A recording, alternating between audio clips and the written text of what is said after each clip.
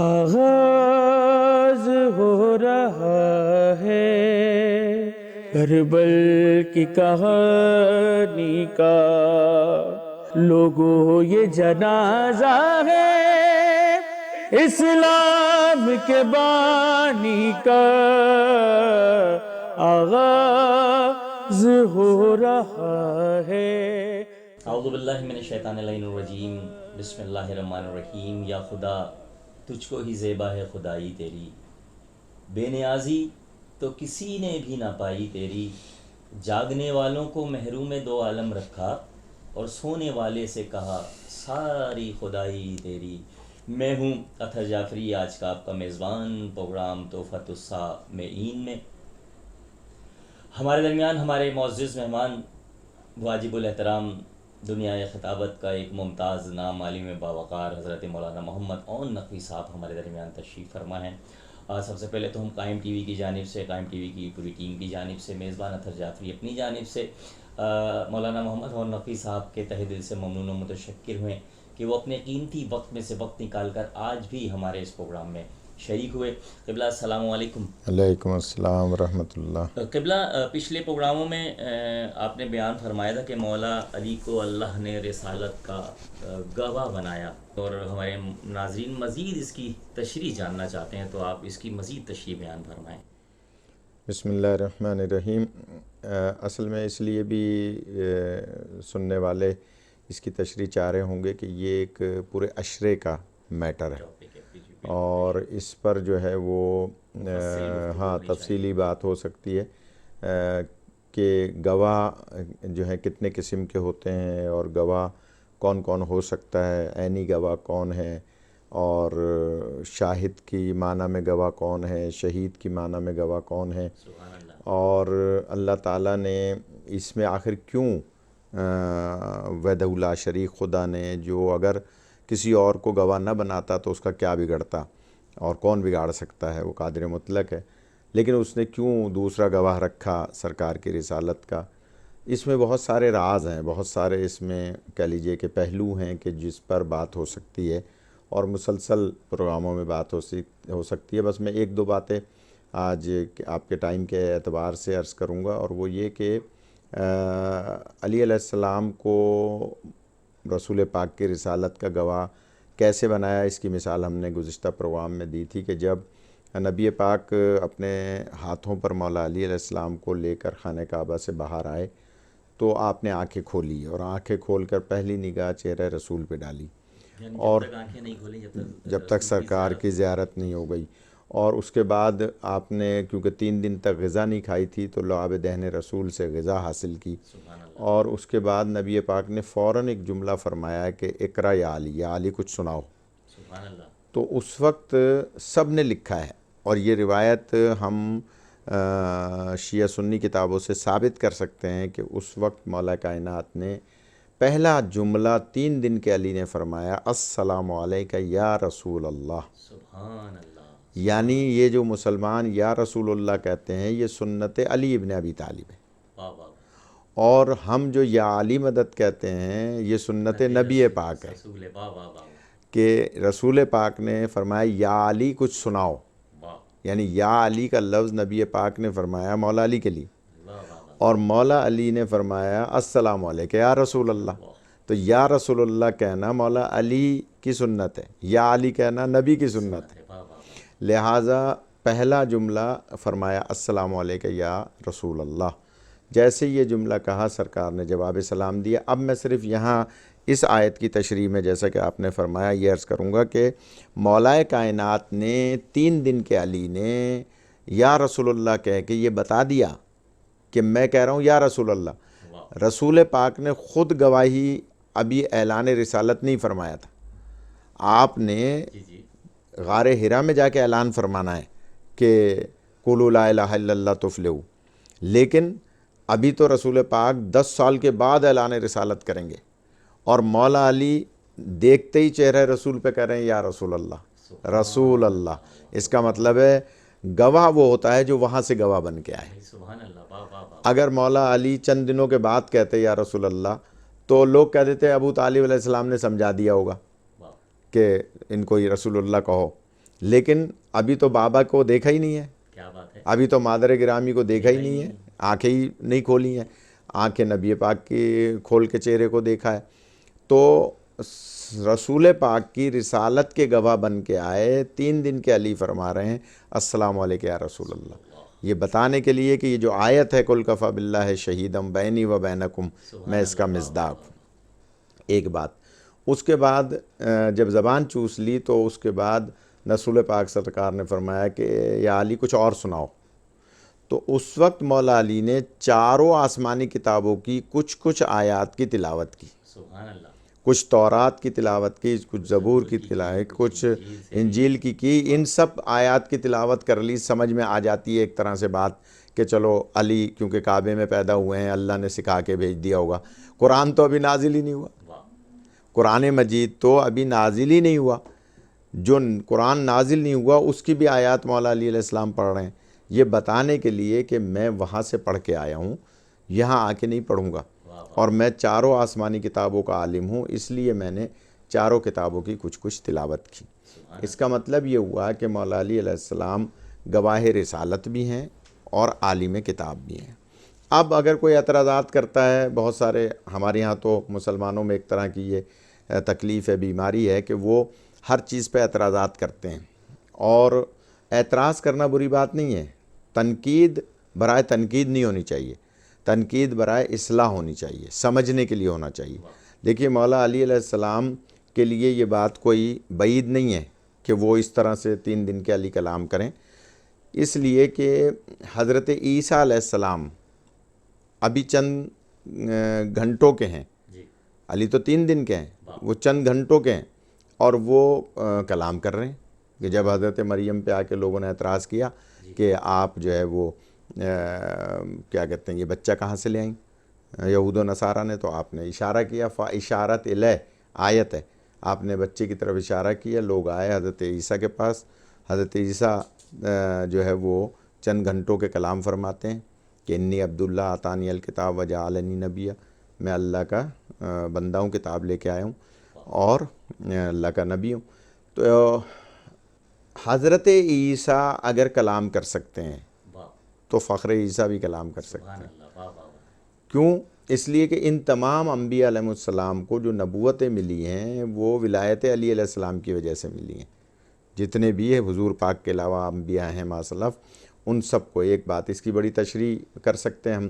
لیکن حضرت عیسیٰ علیہ السلام کے بولنے پر ایک صاحب نے، ایک تھے اہل حدیث کے عالم، انہوں نے کہا جناب حضرت عیسیٰ تو نبی ہیں، وہ تو بول سکتے ہیں، حضرت علی تو نبی نہیں ہے، حضرت عیسیٰ نبی ہیں اور ان کے حواس خمسہ بلند ہیں، حضرت سلیمان بن داؤد چونٹی کی آواز سن سکتے ہیں، حضرت آصف بن برقیہ ہوا میں اڑ کے جا کے تخت بلقیس لا سکتے ہیں، تو انبیاء کا علی علیہ السلام سے تقابل کیوں کر رہے ہیں؟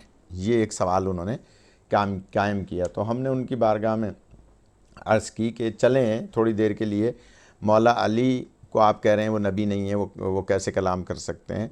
تو اس بچے کے بارے میں کیا کہیں گے جو حضرت زلیخا کے محل میں تھا، جھولے میں، وہ نہ نبی ہے نہ وصی نبی ہے، وہ عام بچہ ہے۔ جب حضرت یوسف کا دامن پیچھے سے کھینچا زلیخا نے تو لوگوں نے کہا یہ کیا ہے؟ حضرت یوسف علیہ السلام فرماتے ہیں اس بچے سے پوچھ لو جو گہوارے میں۔ اس بچے نے گویا گویا جملہ کہا کہ اگر دامن پیچھے سے پھٹا ہوا ہے تو زلیخا قصوروار ہے، آگے سے پھٹا ہوا ہے تو یوسف قصوروار ہے، دامن پیچھے سے پھٹا ہوا تھا۔ تو وہ بچہ حضرت یوسف کی عصمت کی گواہی دے رہا ہے بول کے، جبکہ وہ نہ نبی ہے نہ وصی ہے۔ مولا علی تو وصی تو ہیں کم از کم، نبی پاک کے چلیں مسلمان وصی بھی نہ مانیں تو جانشین رسول تو ہیں۔ تو مولا علی علیہ السلام جو ہیں وہ کلام کر سکتے ہیں، کیوں کہ جب حضرت عیسیٰ کلام کر سکتے ہیں تو مولا علی بھی کلام کر سکتے ہیں۔ حضرت عیسیٰ جو ہیں وہ نبی ہیں، مولا علی فخر نبی ہیں، فخر عیسیٰ ہیں، اور یوسف علیہ السلام کی گواہی ایک بچہ دے سکتا ہے، تو ابو طالب کا لال بھی نبی پاک کی عصمت کی اور رسالت کی گواہی دے سکتا ہے۔ آغاز ہو رہا ہے کربل کی کہانی کا، آغاز کربل کی کہانی کا۔ ناظرین محترم، بریک کے بعد آپ کا میزبان اطہر جعفری آپ کی خدمت میں حاضر ہے۔ تابوت پہ جب حیدر صفدر کو لٹایا اور لاش کو کاندھوں پہ یتیموں نے اٹھایا، تم بعد میرے مالک و مختار ہو سب کے، حسنین کو یہ کہہ کے قریب اپنے بلایا۔ اور جب گھر سے چلا ساقی کوثر کا جنازہ، تو کلثوم تڑپتی رہیں زینب کو غش آیا۔ کوفے میں تلاتم ہے زمیں کانپ رہی ہے، ارے قرآن کو ان روزوں میں ظالم نے مٹایا۔ آئیے ناظرین اپنے معزز مہمان کی جانب چلتے ہیں اور فضائل و مصائب مولا کائنات سماعت فرماتے ہیں۔ قبلہ خدا سلامت رکھے۔ آج کی شب معمولی شب نہیں ہے، آج کی شب قیامت کی شب ہے، اور آج خانوادہ علی و بطول میں جس طرح سے کورام ہیں، جس طرح سے بیویوں میں مصائب ہے، آج وہ علی دنیا سے جا رہے ہیں کہ جن کی وجہ سے اللہ نے کائنات کو بنایا۔ اور میں اکثر کہا کرتا ہوں کہ اگر کوئی پوچھے تو زینب ام کلثوم سے پوچھے کہ جن کے بابا آج کی شب یعنی شب 21 اس دنیا سے جا رہے ہیں۔ اور میں نے جیسے کہ پہلے عرض کیا تھا کہ مولا علی علیہ السلام کی جب ضربت لگی تھی اور مولا اپنے بیٹوں سے فرماتے ہیں کہ مجھے سہارا دو اور مجھے سہارا لے کر مسجد سے گھر کی طرف چلو، تو عزیزارو اس وقت ایک سائیڈ سے مولا حسن علیہ السلام نے بابا کو اٹھایا ہوا تھا، دوسری طرف سے مولا حسین علیہ السلام نے، اور یہ تمام نوجوان بابا کے پیچھے پیچھے بابا کو سنبھالا دے کے چل رہے تھے۔ تو ایک منزل ایسی آئی کہ مولا نے مولا حسن سے فرمایا کہ بیٹا حسن مجھے زمین پہ لٹا دو۔ ایک مرتبہ زمین پہ لٹایا تو جناب حسن عرض کرتے ہیں بابا آپ کا خون بہہ رہا ہے، ہم چاہتے ہیں آپ کو جلد از جلد گھر پہنچائیں۔ مولا فرماتے ہیں ہاں لیکن میرے ان ساتھیوں سے کہو کہ اپنے اپنے گھروں کو چلے جائیں۔ اس وقت حذیفہ یمانی نے اور مولا کے غلاموں نے ہاتھ جوڑ کے عرض کی مولا ہم آپ کے غلام ہیں، آپ کو گھر تک لے جانا چاہتے ہیں۔ تو مولا فرماتے ہیں نہیں، میری بیٹی زینب ام کلثوم دروازے پر کھڑی ہیں اور وہ بلند آواز سے گریہ کر رہی ہیں، میں نہیں چاہتا کہ ان کے رونے کی آواز تمہارے کانوں تک پہنچے۔ عزاداروں میں کہوں گا یا حسین یا حسن یا عباس علمدار یا محمد حنفیہ، آج کوفے میں آپ کے بابا آپ کی بہنوں کی آواز اپنے محبوں کے کانوں تک پہنچنا برداشت نہیں کرتے۔ اس وقت کیا عالم ہوگا جب یہی کوفہ ہوگا اور کوفے میں ظالم ہوں گے اور انگلی اٹھا اٹھا کے کہہ رہے ہوں گے علی و بطول کی بیٹیاں آ گئی ہیں اس بازار میں کہ جہاں مولا علی کی شاہی ہو۔ عزادارو میں سننے والوں کی خدمت میں عرض کروں گا کہ مولا کائنات نے اس شب میں اپنے تمام بچوں کو جو شب 21 ہے جمع کیا، ایک ایک کو وصیت فرمائی، بیٹا حسن دیکھو اس بی بی کا خیال رکھنا، بیٹا حسن اس بی بی کا خیال رکھنا۔ عزاداروں میں نے ایک روایت پڑھی کہ جب مولا علی کو ضربت لگی تھی تو 19 کی شب سے لے کر 21 کی شب کے درمیان بیویوں میں جو کوہرام تھا، بیٹیوں کا کیا عالم ہوگا۔ جو بیٹیاں رکھتے ہیں انہیں پتہ ہے کہ بیٹیاں کس طرح سے اس موقع پہ جناب عباس کی ایک بہن تھی جناب خدیجہ کہ جو بابا کے غم میں اس دنیا سے چلی گئی تھی، عزاداروں اس بی بی کو کس طرح سے ان کی تجہیز و تدفین کی ہوگی۔ آج ہمارے ہاں اگر کوئی ہمارے گھر میں بیمار ہو اور عزیزوں میں کسی کا انتقال ہو جائے تو ہم اس بیمار کو نہیں بتاتے کہ ہمارے فلاں عزیز کا انتقال ہو گیا ہے۔ مولا علی کو کیسے خبر دی ہوگی کہ آپ کی بیٹی خدیجہ کا انتقال ہو گیا۔ آپ کی محبت میں حضرت عباس علمدار کی ایک بہن بابا کی شہادت سے پہلے دنیا سے چلی جاتی ہیں۔ بابا کی محبت میں عزاداروں کیسا سخت مصائب ہوگا، کیسا گھر میں عالم ہوگا کہ اس وقت مولا علی ایک ایک کے حوالے بیویوں کو کر رہے ہوں گے۔ اور اس وقت مولا علی علیہ السلام نے جب سب کو مولا حسن کے حوالے کر دیا تو ایک مرتبہ کسی بیوی کے رونے کی آواز بلند ہوئی. مولا نے پوچھا کون ہے رونے والی بیوی؟ اس وقت کسی نے بتایا کہ ام البنین گریہ فرما رہی ہیں، یعنی عباس کی ماں رو رہی ہیں. مولا نے کہا ذرا بلاؤ ام البنین کو. جناب ام البنین آئیں، اپنے آقا کے قدموں سے چمٹ گئیں اور کہا آقا میں رو اس لیے رہی ہوں، آپ نے سب کو کسی نہ کسی کے حوالے کیا لیکن میرے عباس کو کسی کے حوالے نہیں کیا. اس وقت مولا علی کی آنکھوں میں آنسو. فرمایا بلاؤ عباس کو، اور حضرت عباس کو بلا کر مولا حسین کے ہاتھوں میں دیا اور کہا کہ اے عباس یہ حسین ہے زہرا کا لال اور تم میرے لال ہو. دیکھو اپنے آقا زہرا کے لال حسین پر اپنی جان قربان کرنا. زہرا نے انہیں چکیاں پیس کر پالا ہے.